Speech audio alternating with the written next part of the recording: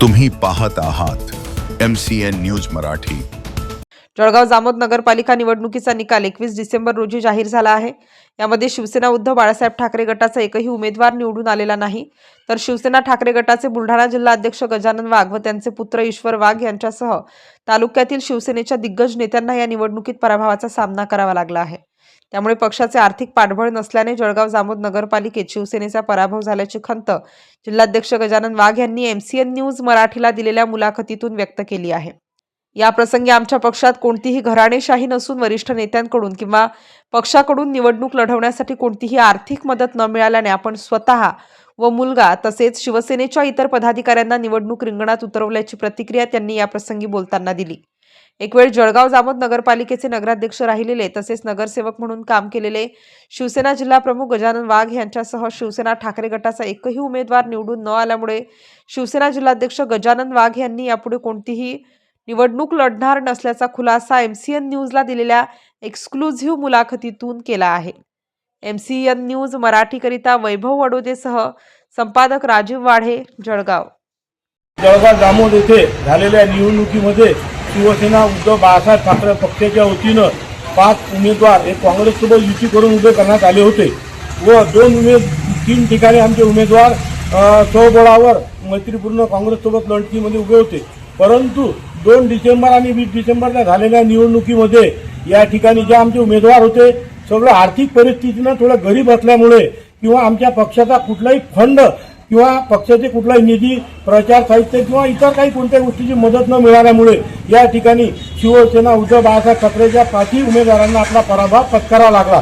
परंतु पराभव जरी आम्ही पत्करला असेल तरी आम्हाला सन्मानजनक मतं मिळालेली आहेत। आमच्या शिवसेना शिंदे गटाच्या 14 उमेदवार उभे केले होते, अनेक ठिकाणी त्यांचे डिपॉझिट जप्त झालेले आहेत, परंतु आमच्या 5 उमेदवाराचा कुठेही डिपॉझिट जप्त झालेलं नाही। आमचे 5 उमेदवार हे 2 नंबरवर आहेत, कोणी काँग्रेससोबत 2 नंबर आहे, कुठं राष्ट्रवादी अजित पवार सोबत आहे, कधी शरद पवार गटासोबत आलेला आहे।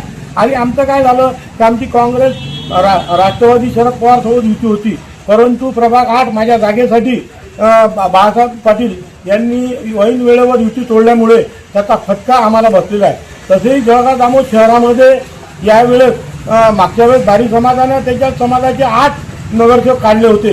ती खेळी यावेळेस मुस्लिम समाज हा समाज धोक्यात आलेला आहे। मुस्लिम समाजाला त्यांनी हा प्रचार करून प्रत्येक मस्जिदमध्ये सर्व सप्ताह खाऊन या ठिकाणी 9 मुसलमान त्यांनी निवडून आणलेले आहेत व 2 मुसलमान हे 2 ते 3 मतानं पडलेले आहेत। तर या ठिकाणी 11 उमेदवार हे मुस्लिम समाजाचे निवडून आलेले होते, परंतु आमचे उमेदवार फार कमी मताने पडलेले आहेत। आता का पडले, मतदारांनी का मतं कमी दिलं, आम्ही त्याचं अवलोकन करणार आहोत। परंतु तुमच्या माध्यमातून एक सांगेल की जळगाव जामोदचे आमदार डॉक्टर संजय कुटेले, कोणी कर्मयोद्धा म्हणते, कोणी जलयोद्धा म्हणते, आज या ठिकाणी ते 20 वर्षापासून आमदार आहे, यावेळेस ते 5व्या टर्म निवडून आले, आज त्यांना 21 वर्ष झालेले आहेत। असे असताना सुद्धा त्यांचे 9 नगरसेवक निवडून आलेले आहेत आणि एक नगराध्यक्ष आलेला आहे, तो फार कमी मतांना आलेला आहे।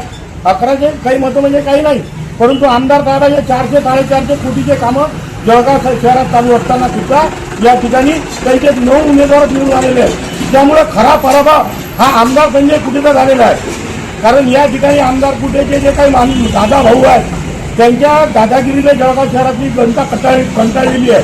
आणि या ठिकाणी जो शिवसेना आमची उद्धव बाळासाहेब ठाकरे असेल, शिवसेना शिंदे असेल, आमचा जो गेम झालेला आहे तो भाजपच्या एका नेत्याने आमचा पराभव केलेला आहे। कारण त्याने एक काँग्रेसचा बंडखोर हाताशी पकडून मुस्लिम समाजामध्ये बैठका घेऊन मस्जिदामध्ये बैठका घेऊन सर्व मुस्लिम समाज एकत्र करून या ठिकाणी विकेट घेतली आहे।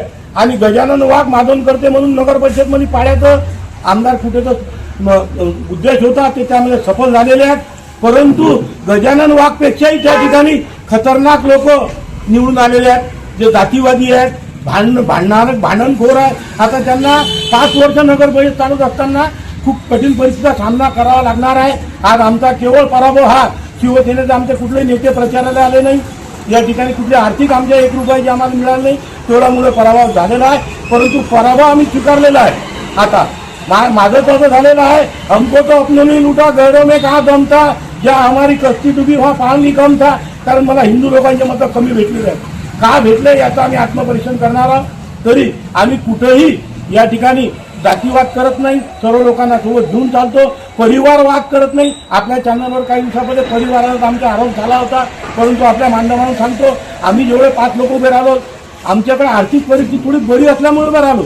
आज आमच्या गरीब कार्यकर्त्याची निवडणूक लढवण्याची इच्छा असते, परंतु नगरपालिकेमध्ये प्रचंड पैसा खर्च करावा लागते. त्यांच्यावर पैसे खर्च करणे असल्यामुळे त्यांनी निवडणुकीत उमेदवारीपासून माघार घेतलेली आहे. त्यामुळे शिवसेना ही सर्वसामान्याची आहे, गरिबाची आहे. आज गरिबाच्या निवडणुका राहिलेल्या नाहीत. आज भाजपसारखा बलाढ्य पक्ष पुऱ्या देशात राज्यात त्यांची सत्ता आहे. करोडो अब्ज रुपये ते निवडणुकीत ओततात, तेवढ्यामुळे त्यांचे लोक निवडून आलेले आहेत. यापुढे आम्ही परत दोषानं पडलो तरी आम्ही दोषानं काम करून पुन्हा पुढच्या निवडणुकीमध्ये आम्ही आमचा विजय कसा होईल याचा प्रयत्न करणार आहोत. आणि माझी स्वतःची ही शेवटची निवडणूक होती. यापुढे मी जिल्हा प्रमुख म्हणून काम पाहणारा कोणत्याही निवडणुकीमध्ये मी उभा राहणार नाही, मी अगोदर जाहीर केलेलं आहे. तरी ज्या